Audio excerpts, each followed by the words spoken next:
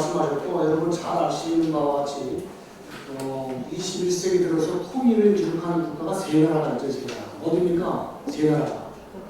일단 독일이 통일을 했어요. 근데 독일은 말 그대로 합의, 평화 통일을 했습니다. 두 번째 나라는 베트남. 베트남 어떻게 했죠? 무력 통일했죠. 전쟁 1차, 2차 베트남 전쟁하다가 3차 미국이 철수하고 나서 무력 통일을 했습니다. 세 번째 유형은 예멘이죠. 예멘은 합의, 남과 북이, 예멘은 대한민국과 거꾸로입니다. 북예멘이 자유민주주의고 남예멘이 사회주의였어요. 근데 합의를 해서 통일을 했습니다. 근데 이제 합의 과정에서 서로 양보하지만 통일을 딱 해놓으니까 이게 자유민이 지분이 아까운 겁니다. 서로 지분이. 다시 내전이 일어났어요. 그래서 합의에다가 다시 무릎 꿇는 게 예멘인데 오늘 아주 귀하신 말씀을 해주셨습니다. 우리 대한민국은 모든 게 준비가 되어 있다. 제가 요새 왜 이승만 독재 이런 얘기가 왜 나오냐? 저는 제 개인적으로 반국가 세력이 이념의 프레임을 거는 것이 아니냐. 이념적으로 이승만은 독재. 그러면 이승만은 독재입니까? 진정은 김일성 독재라는 말을 안 하고 그래서 여러분이 제시했습니다만 하여튼 그런 이념 프레임 남남 갈등 말씀하셨는데 남남 갈등을 가장 근본적으로 해소하시는 방법이 뭡니까? 저는 통일이라고 봅니다. 통일되는 건 남남 갈등, 남북 갈등 해소가 되기 때문에 그런 의미에서 통일이 필요하다. 이렇게 말씀드립니다. 두 번째 넘어가겠습니다. 두 번째 오셨습니까? 우리 충남 논산에서 오셔가지고 상당히 진짜 신기 오셨는데 남북 통일을 위해서 국가 전략을 어떻게 해야 되겠는가 그런 것에 대해서 두 번째 우리 김현수 교수님을 소개해드리겠습니다. 네. 서강대학교에서 박사학위를 받으시고 농산학교 교수를 하시고 국방대학교 안보문제연구소에서 북한문제연구센터장 오늘 아주 진짜 전문가를 모시겠습니다. 청와대에서 NSC 자문위원, 행정안전부 자문위원, 안보총리실의 국정안전평가위원 그래서 책도 많이 우리가 쓰셨고 이론과 실제를 경계하신 우리 김현수 교수님 진짜 머릿속을 준비하고 고생하셨는데 박수로 모시겠습니다. 안녕하십니까. 소개받는 김현수입니다.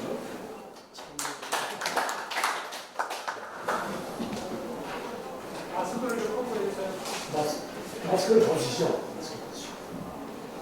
좀 양해해 주시면 개인적인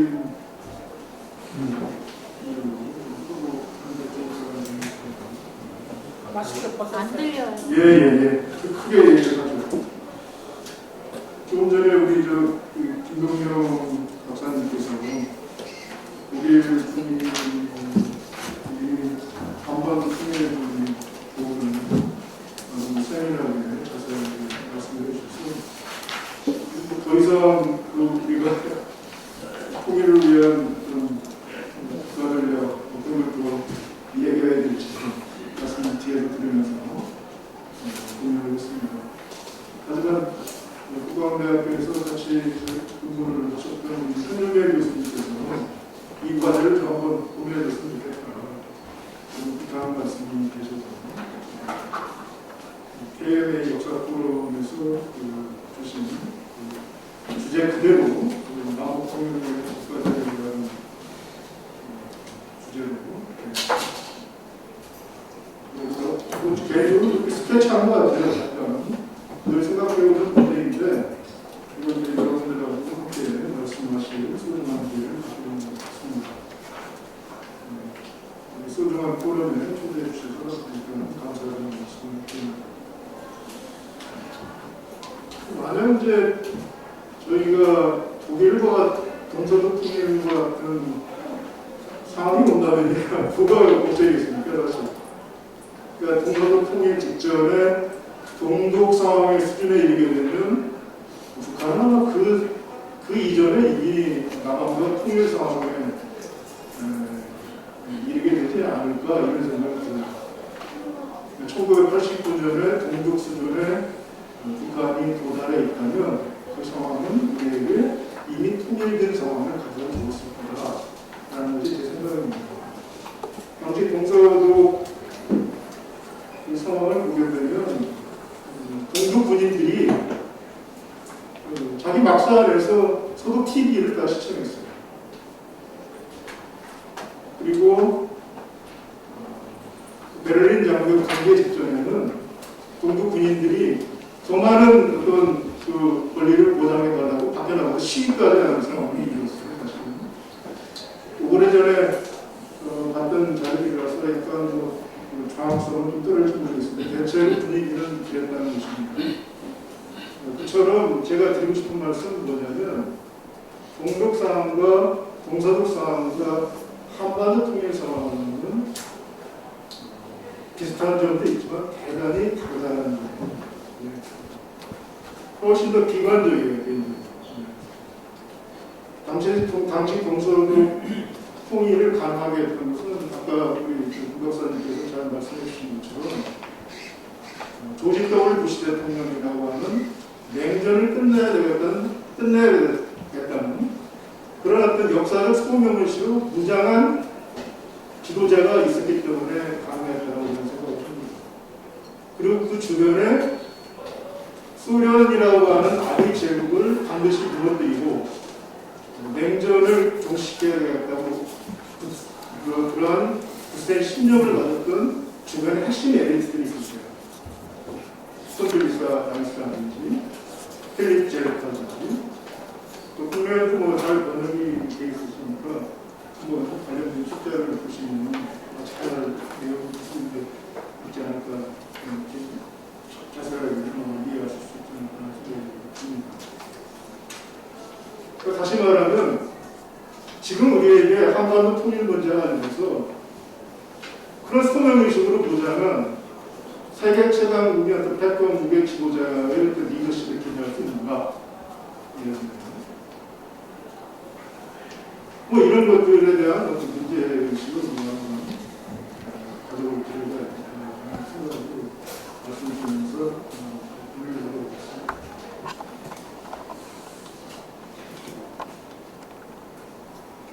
통일 문제는 우리 김진주 회장님께서 말씀하신 것처럼 뭐 이 통일이라는 어젠다의 그 용광로 속에 소위 이제 멜팅 팟이라고 이렇게 얘기하지 않습니까? 그 용광로 속에 모든 것을 녹여낼 수 있는 거죠. 용광로 사실. 그런데 우리 사회에 과연 이제 그러한 통일 어젠다에 대한 인식의 공간이라는 것이 만들어져 있는가 이제 이런 문제가 굉장히 아쉬운 면이다라고 봐야 되겠죠. 헌법상으로 제가 좀 보는 거죠.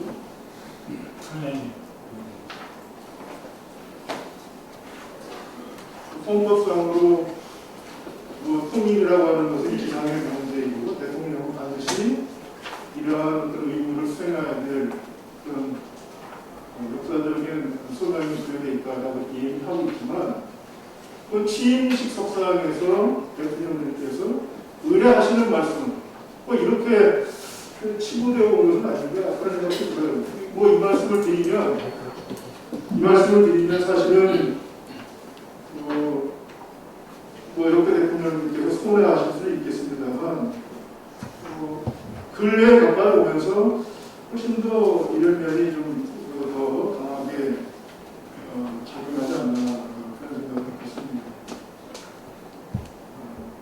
국민들의 마음에 다가설 수 있는 우리에게는 반드시 통일이라는 것이 필요한 명제이며 이 대한민국이라고 하는 국가성 자체를 상징하는 것이다 라고 신금을 울리는 메시지가 전달이 되고 있느냐 하는 것이죠. 다시 말하면 평화주의라는 것이 훨씬 더 큰 울림으로 전달이 되고 있죠. 그러니까 저는 뭐 북한의 레짐 체인지가 일어나서 북한 정권이 붕괴한다. 그렇다고 해서 그것이 반드시 대한민국의 통일로 이루어질 것이냐 그건 장담할 수 없는 문제예요. 그런 대한민국의 준비가 전혀 안 돼 있어요. 전혀 안 돼 있습니다. 이게 지금 우리의 문제예요. 뭐 결론을 먼저 서두에 말씀을 드리자면 그 어느 때보다도 미중 이 신냉전 체제의 등장이라고 하는 것, 그다음에 우크라이나 전쟁이라고 하는 국제적인 어떤 굉장히 중요한 어떤 역사적 사건입니다. 이 사건이라고 하는 것은 우리의 통일의 어떤 외적 환경에서 굉장히 기대를 갖게 할 만한 어떤 상황을 만들어내고 있다는 점에서 굉장히 고무적입니다. 사실입니다. 그 다음에 북한의 경우도 핵능력을 구축하고 있지만 핵심화의 포로가 되는 듯한 느낌을 받아야죠. 그러니까 김정은이가 아직은 의욕은 앞서지만 약간의 어떤 경험으로 인해서 소위 생존 환경을 원활하게 헤쳐나가는 데 있어서 오히려 핵심화라고 하는 것이 김정은의 발목을 잡을 가능성이 저는 상당히 높다고 생각을 합니다. 그래서 국제 정세의 흐름이나 그 다음에 북한 정세의 어떤 전개의 어떤 예측 방향이나 이런 것들을 봤을 때 통일의 기회 요인이 우리에게 다가올 수 있겠다라는 생각을 합니다.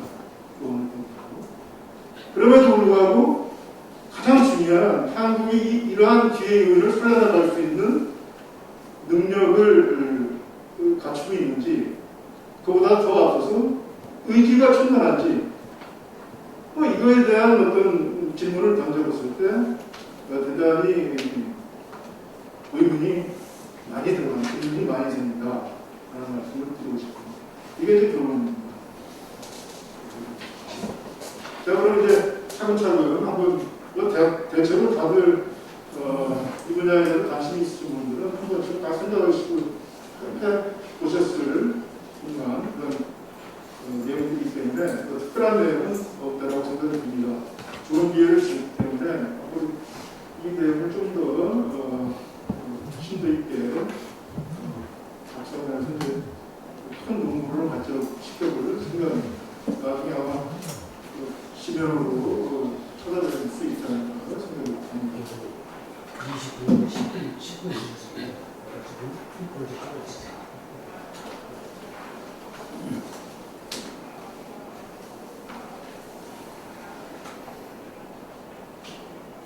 제 주가 선생님이 저 얘기가 안 나와요. 자, 국제 환경은 통일 환경의 측면에서 봤을 때 우리에게 대단히 유리하다고 말씀을 드리는 것은 또 대단이라고 하는 말은 조심스럽습니다. 어쨌든 중장기적 맥락에서 봤을 때 우리에게 좀 더 기대를 할 만한 상황으로 갈 가능성이 대단히 높다고 생각합니다. 역사적인 어떤 행운인 것 같아요. 제가 봤을 때. 제가 그 대학원에서 국제 정치사라는 과목을 10년 이상 티칭을 하고 있습니다만 그걸 통해서 본 경험적인 역사적 경험사를 통해 봤을 때 이것은 대단히 중요한 기회입니다. 사실. 저는 사실 미중 협상 체제가 계속된다면 우리에게 통일이라는 것을 기억하기가 대단히 어렵지 않을까 그런 생각을 많이 해봤어요. 사실. 근데 의외로 중국이 커다란 실수를 했고 19차 당대 2017년 19차 당대 때 중국이 2049년까지 미국을 능가하는 그런 세계 패권 국가가 되겠다고 선언을 했어요. 그 당시에 미국의 주요 일간지들은 전체주의적인 소위 신전체주의 정권이 등장했다라고 그때 당시부터 미국이 웨이크업한 거예요. 정신을 바짝 차린 거예요. 중국이라는 나라가 땅만 있구나 하는 것을 확실하게 소위 마음을 붙인 겁니다. 그래서 미중 협상 체제는 2017년부터 깨지게 됐어요. 근데 중국이 그러면 그러한 미국의 어떤 그러한 반응에 대해서 수능 정책을 보였는데요. 중국은 더 나아가게 됐어요.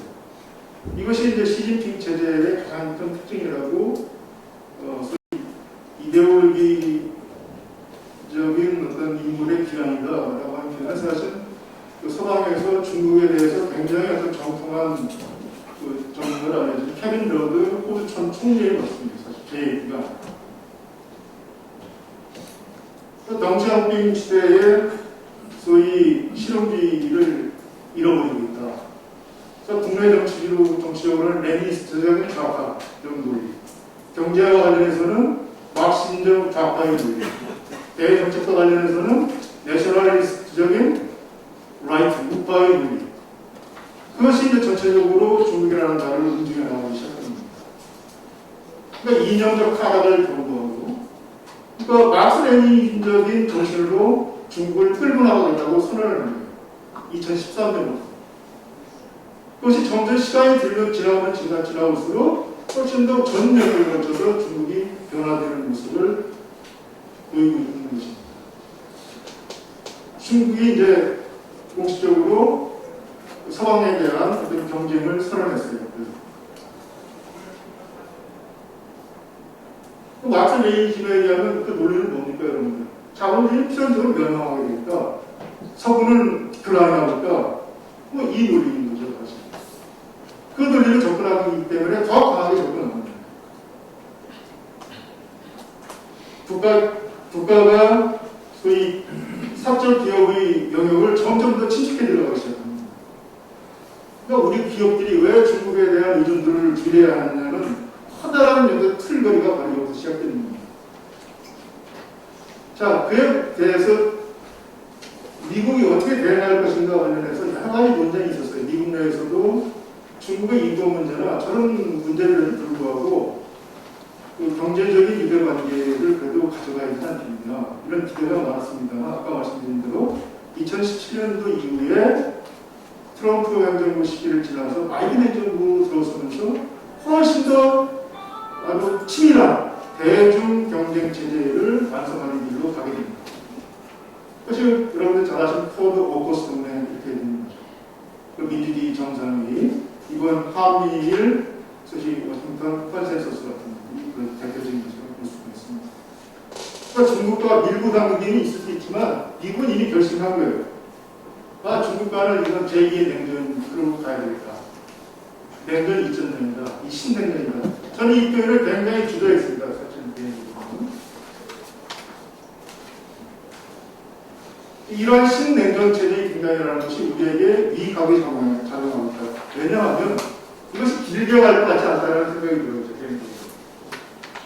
왜냐하면 이건 이게 그래서 역사적인 간지가 작용하는 것은 아닌가 저는 그런 생각이 있습니다만 우크라이나 전쟁이라고 하는 것은 단순한 푸틴의 욕망의 출구 이런 것이 아닙니다. 2022년 우크라이나 전쟁을 개시하기 2주 전에 북경에서 중러 정상회담을 통해서 중국과 러시아가 중러 제재는 협력 관계에는 노 리미트, 제한이 없다라고 얘기했어요. 자, 그리고 나서 그 합의문에는 우리 언론에는 잘 보도가 안 돼 있습니다만 그 원문 자료를 제가 자세하게 분석을 해본 결과 거기 내용 보면은 2차 세계대전의 결과를 지지한다라는 내용이 있어요. 여러분들 냉전이 뭡니까? 2차 세계대전의 결과로서 그랬던 겁니다. 2차 세계대전에 소련군이 오늘날의 동유럽 지역을 장악하고 있으면서 그 자리에 그냥 세틀다운을 한 거예요. 눌러야 그러면서 냉전이 소위 처리 장막이 만들어진 겁니다. 그 결과를 지지한다는 것은 뭐겠어요? 우크라이나는 말할 것도 없고 폴란드니 체코니 헝가리니 이 발칸 지역이 이르는 전 지역에 걸쳐서는 러시아의 영향권을 인정해줘야 된다. 이것에 대해서 중국은 적극적으로 지지한다. 라는 얘기가 아까와 똑같은 겁니다. 그리고 나서 소위 키프 공약을 하게 된 거죠. 이것은 중러의 공동체가 되죠. 이것은 엄청난 실수예요. 마치 1979년 아프가니스탄 전쟁을 소련이 개시하고 10년의 출혈 이후에 무너졌어요. 소련이. 당시 소련 기득권은 아주 명확했어요. 브레즈네프는 와병 중에 있었고 당시 KGB 수장, 국방부 장관 이 3인이 모여서 비밀리에 퇴학을 해서 아프가니스탄 침공을 결정했어요. 잠시 들어가서 사이비 정권을 무너질 사이비 정권을 지지하고 들어갔다가 잠깐 빠져나오고 이렇게 생각하는데 10년이 남습니다. 그 10년 동안에 3만 명 이상이 희생자가 나왔어요. 그 3만 명의 이상자의 병사들은 다 당시 소련의 취약한 계층의 자녀들이었어요. 그래서 이들 자녀들의 부모들이 소련 정권에 대해서 비난하는 그런 시위가 일어나고 그랬던 겁니다. 똑같은 일이 이번에 러시아 전쟁을 통해서 러시아 내에서 일어나고 있는 겁니다. 젊은 두뇌 유출이 일어나고 있고, 오늘 프리고진이라는 사람이 추락사였다고 합니다만 사실은 이제 크렘린에 그런 예의가 있었을 가능성이 높다라고 분석할 가능성이 높겠죠. 그렇지만 이 러시아의 문제에 정통한 서방의 일부 학자들이 쓴 자료들을 보게 되면 러시아에 대한 내정에 대한 장악력을 푸틴이 잃어버리고 있어요. 프리고진이라는 사람이 모스크바로 진격하는 동안 러시아 정부기관 어느 누구도 푸틴에게 정보를 전달하지 않았어요. 정보기관이 작동하지 않게 된 겁니다.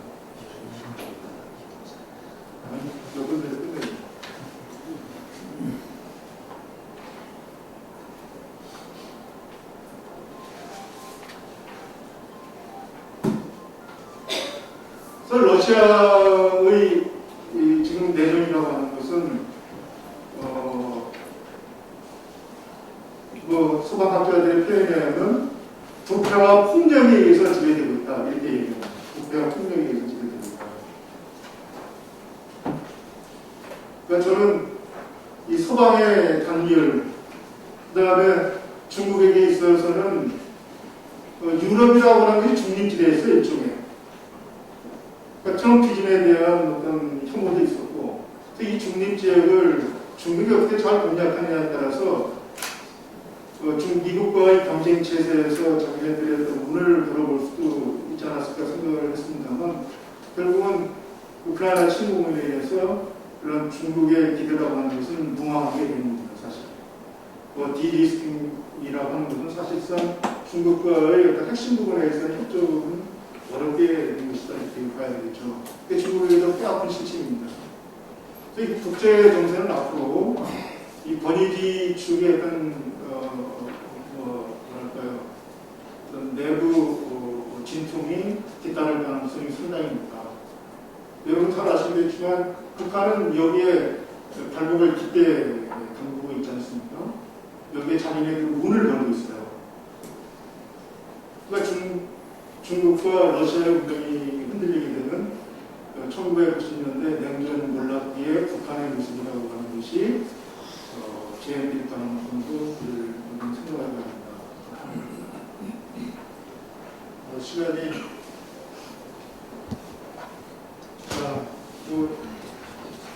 많이 없다고 그래서 이거 어떻게 해야 될지 모르겠네요. 북한의 경우에는 이제 아까 말씀드린 것처럼 이 3대 세습체제라고 하는 건 참 생각하기 어려운 겁니다. 북한이 국민소득이 이제 1,300달러 이렇게 얘기하지만 제 생각에는 휴대폰 숫자가 수백만 대까지 밀려있는 것을 보게 되면 그 수준은 좀 넘어서지 않는가 이런 생각을 했습니다. 저거 3,000달러 수준이 되면 사람들의 어떤 욕구가 새로운 차원으로 분출이 된다고 하는 것입니다. 억압적 통제체제를 강화할 수밖에 없고 주기적으로 박근혜적을 계속해서 소환할 수밖에 없어요.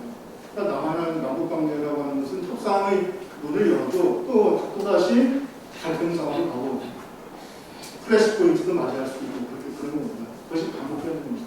그러니까 남북관계의 중층적인 어떤 협력관계의 누적에 의해서 남북관계가 변화될 거라고 하는 기대라고 하는 것은 그것은 시험적으로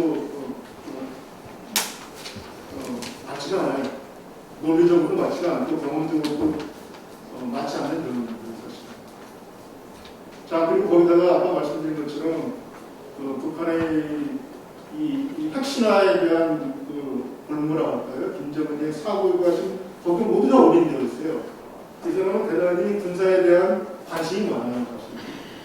자기와 우리가 훨씬 군사 부분에 대한 지식도 많고 핵미사일을 직접 자기가 개발을 진거하고 그런 사람이니까 거기에 올인하면 올인할수록 이것이 자기 체제를 지켜줄 수 있다는 확신에 사로잡혀서 다른 대안을 잘 보지 못합니다. 그러니까 중국과 러시아가 자꾸 밀착하게 되고 미국의 조그만 기회를 줬는데도 그걸 이제 큰 것을 보이지 않으니까 착각이고 이런 것이 계속되는 겁니다. 그러니까 점점 더 어려운 상황으로 가고 있어요. 사실 김정은이는 북한 역사상 최초의 마땅한 지도자예요. 근대적인 지도자입니다. 근대적인 외교적 프로토콜도 할 줄 알고 그 다음에 근대식 서양 교육도 받았던 사람이고 그런데 이 사람이 집권 초기에는 그래서 소위 이 개혁개방에 대한 일정한 그 통로를 열어갈 수 있지 않을까 이런 기대를 했어요. 사실. 근데 그게 여러분들 알다시피 장성택의 처형으로 인해서 이것이 정난하게 보여졌던 거죠. 아, 개혁개방이 이민의 삶보다는 자기의 권력을 지키는 게 더 중요한 거예요. 그러니까 북한에서 개혁개방이라고 하는 것은 김정일이가 교시를 내렸어요. 그거 망부지입니다. 김정은이 똑같은 얘기를 해요. 중국에 기대고 있지만 사대주의는 망부지입니다. 이렇게 얘기해요. 그래서 북한 김정은이에게 어떤 동독시의 개혁개방, 동독은 동독 정도의 수준으로 밖에 문을 열고 그런 상황을 기대하기는 대단히 어렵다. 이렇게 볼 수가 있습니다. 자, 국내적인 문제는 아까 말씀드린 것처럼 우리에게 여러 가지 통일의 어떤 뭐랄까요 기회가 오더라도 이것을 잡을 수 있는 우리가 준비가 되어 있느냐 라는 의문을 질문을 던졌을 때 이것을 답변하기가 대단히 어렵다는 거죠. 여러분들이 이제 최근에 KBS 보도가 나왔습니다만 성인 대상으로 여론조사를 했을 때 돌볼 능력이 없게 되면 부모를 버려야 되나요? 형제를 버려야 되나요? 그런 인식과 마찬가지 논리를 남북관계의 통일에 대한 문제에 투사시키는 그런 어떤 길리를 우리가 기성세대가 제공해왔다라고 볼 수가 있습니다.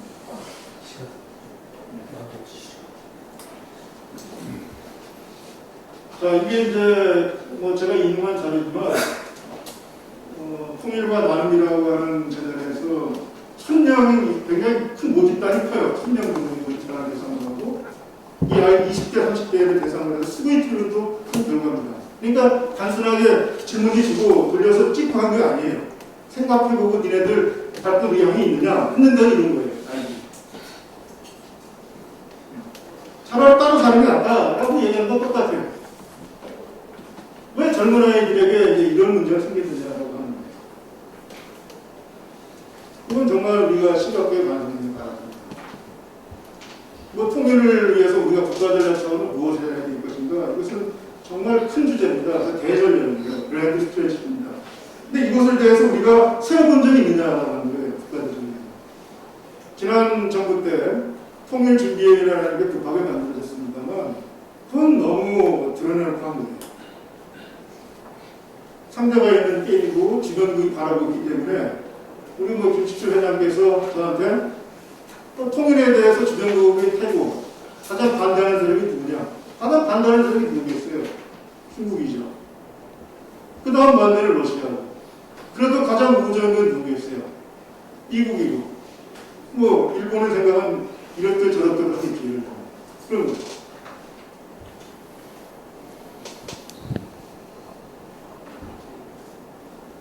이런 국가들이 있고 북한이라는 상대가 있는데 통일을 준비하는 위원회를 정부가 구성을 했다. 이게 어떻게 되겠습니까? 모든 게 다 만들어지는 거죠. 모든 게. 일단 비전략적이에요. 현재의 전략적이어야 될 통일 어젠다를 그러니까 저는 국가전략위원회라는 것을 만들어야 된다라고 얘기를 해요. 국가전략위원회. 이거 오래전부터 제가 주장한 겁니다. 국방대학교의 안보과정이라는 게 있어요. 대령급 이상 장교분들하고 국가기관의 고위급 공무원들, 그 다음에 공공기관의 간부들을 대상으로 한 교육 받습니다. 여기서 제가 이걸 지금 몇 년부터 이 이야기를 해왔는지 모르겠어요. 반향이 전혀 없어요. 반향이 전혀 없어요. 우리가 이 통일이라는 어젠다라는 것은 비스마르크의 통일 과정과 유사하게 수십 수십 년에 걸쳐서 기획을 해도 빛을 볼까 하는 겁니다. 예를 들면 장담할 수가 없는 거예요. 예를 들면 우리가 북한에서 어떤 급변 상황이 발생했을 때 중국이 평양에 먼저 들어가든지 우리가 여기서 파주에서 평양에 먼저 들어가서 게임을 하는 거예요. 그러냐 어떻게 보면 누가 더 먼저 빨려 들어가고 이런 걸 준비해주냐고 합니다. 북한대학교는 이제 그 위기관리 게임을 많이 합니다. 간부들 대상으로 해서 위기관리 게임을 하게 되면 참 만감이 교차해요. 통일 문제를 차치하고 이 평화주의라고 하는 것이 곳곳에 들어박혀 있어요. 그래서 위기관리 게임 자체를 하기 싫어요. 중국 관리들이. 게임은 게임인데 전쟁 상황을 가상할 수도 있고 북한 내 위기 상황을 가상할 게임인데 그 게임을 구성하는 것 자체에 대해서 반감이 있어가지고 씩씩거리고 게임을 안 하려고 해요. 제가 그래서 너무 좌절감을 느껴서 이제 그 뒤에 요청이 왔는데 이제 나가지 않습니다. 다시. 이게 우리의 현실입니다. 인식과 제도, 자원이라고 하는 것은 뭐겠어요? 그럼 끊임없는 위기관리 게임을 해야 돼요. 반복적으로. 달기 게임이에요. 극한 상황이 왔을 때 빨리 조처하는 게 오기 전에. 우리 통일을 반기는 역사적 소명이 세계 가득 찬 미국의 지도자를 우리가 어떻게 장담할 수 있겠어요?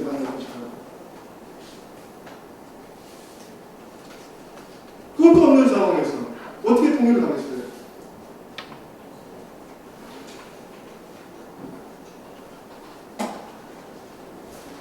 자, 우리 군 차원에서도 저는 여기 이제 오늘 준비해 주신 분들이 군에서 평생을 봉사하시고 희생하시고 그러시는 분들인데 참 그래서 제가 좀 발표를 이렇게 하게 됐습니다만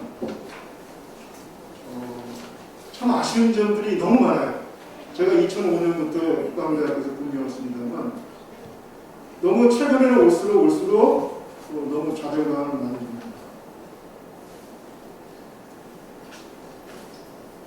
통일 문제나 이런 문제에 관해서 우리 군이 얼마나 준비하고 있으며 평시에 얼마나 그런 인력을 양성하고 있으며 문제의식을 갖고 있는가 너무 큰 의문이 들어요.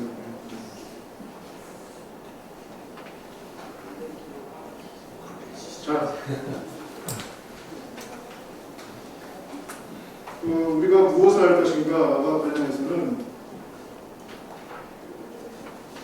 공산주의자들과의 싸움이라는 게 있지만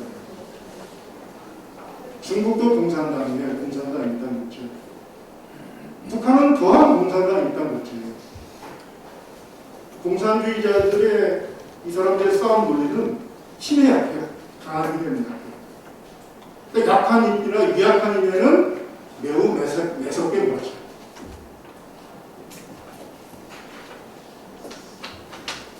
북한이 이 핵 전력화의 길로 가는 동안에 우리 안보를 걱정하시는 분들께서 많은 걱정했습니다만 광화문 광장에서 걸기하는 모습을 제가 한 번도 들려줬어요.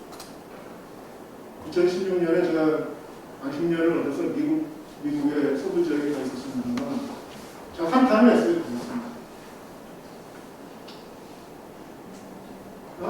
이 대한민국이 왜 이럴까? 연극도 핵실험하고 하는데 아주 조용한 거예요. 이게 뭐냐는 거지. 김정은이가 이거 기가 펄펄 따라 이렇게 했구나.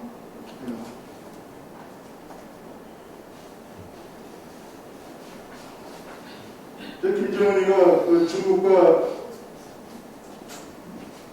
러시아의 수사단을 앞에 놓고 열병식을 했지 않습니까?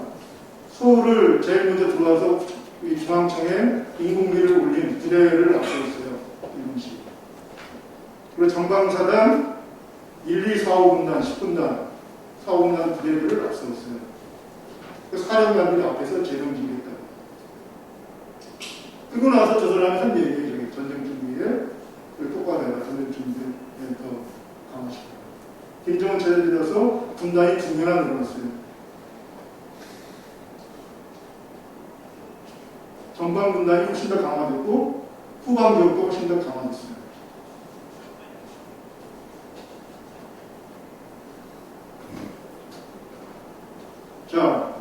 제가 그 정보기관에 있는 그 신동국 장군들하고 이기바이오 게임을 하려고 했어요.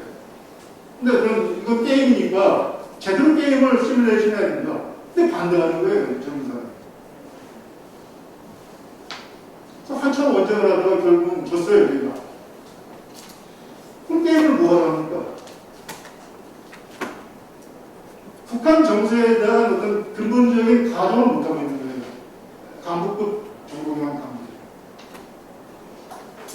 북한 같은 부조리한 체제에서는 어떤 일이 일어났어요, 하룻밤 사이에. 제가 루마니아의 사태를 오래전에 그 자료를 본 적이 있습니다만, 루마니아가 북한 김정일, 김일성 부자체제와 비슷해요. 참 비슷한 체제를 동유럽 지역에 이식시킨 나라가 루마니아. 근데 루마니아의 차우세스크가 어떻게 됐습니까? 민주화혁명 때 도망가다가 도로에서 자국 주민들이 붙잡혀서 직결 처형을 당했어요. 근데 어쨌든 그 폭압적인 루마니아의 폭압적인 이 경찰 체제 안에서도 사후적으로 드러난 겁니다만 반차우세스크 솔리데리티가 연대가 있었다는 거예요. 나중에 드러난 사실이죠. 근데 우리는 모르는 거예요. 북한에 대해서. 몰라요. 황장혁 선생의 그 고백에 의하면 고난의 있는 시기에 김일성 대학 제자가 찾아와서 자기 앞에서 술을 먹고 와서 먹었다는 거죠. 방금 전에 자기 제자 김일성 대학 다니는 제자들을 여러 명을 체험시키고 왔다는 거예요. 김일성 강에 삐라를 뿌려서 그 제목으로 잡혀서 처형을 당했다는 거죠. 모르는 겁니다, 여러분들. 몰라요. 요즘 40분이나 부분보다 기자분들을 좀 알려주시죠.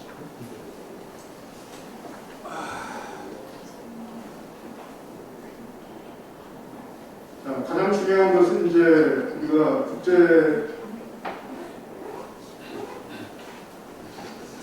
대외적인 측면에서는 중국에 대한 우리의 어떤 사활적인 생존 전략을 만들어야 됩니다. 통일이라는 것을 내다보려면 그래요.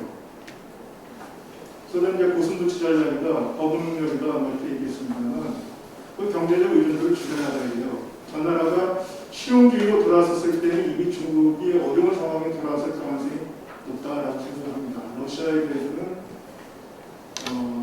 내부의 어떤 여러 가지 상황들의 어려움이 등장할 가능성이 있고 그런 데에 대한 준비를 해야 되고 결국 이제 우리가 한미 동맹을 통일 지지 동맹으로 만들면 또 일본과도 일본의 어떤 한반도 문제에 대한 발언권을 제고시키기 위한 목표와 한반도의 통일이라고 하는 우리의 지상적 가치가 이게 컴패터블하기 어려운 상황이 왔을 때 또 우리가 견디낼 수 있는 그런 관계를 이번 끌고 가야죠. 이런 것들을 우리가 하는 것이 대단히 중요하다라는 생각을 했습니다.